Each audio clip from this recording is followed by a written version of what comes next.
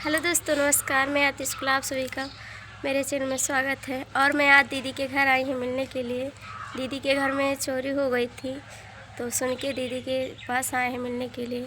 आप लोग भी दीदी के सपोर्ट करिए और दीदी से मिलने आइए।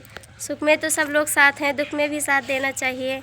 हम लोग साथ नहीं देंगे तो कौन साथ देगा। बहुत बहुत धन्यवाद और राधे राधे, प्रणाम सभी को। कैसे हैं आप सब? आशा करते हैं आप सब बहुत अच्छे होंगे और मैं भी बहुत अच्छी हूँ।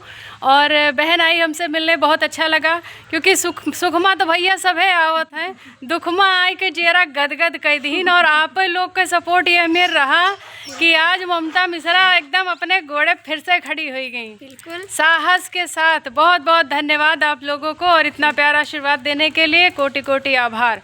बहुत बहुत धन्यवाद। बहन की आईडी है, क्या नाम है आपकी आईडी? आरती शुक्ला अवधि लोकगीत। आरती शुक्ला अवधि लोकगीत। इनकी फेसबुक आईडी भी यही है और यूट्यूब आईडी भी यही है। प्लीज़ जाके आप लोग सपोर्ट करिए। और हम में नहीं जाना तो भैया तब वो जान लो, ममता संदीपन मिश्रा।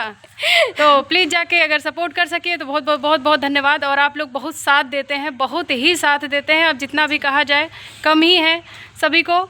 चलिए, राधे राधे, प्रणाम, जय श्री श्याम।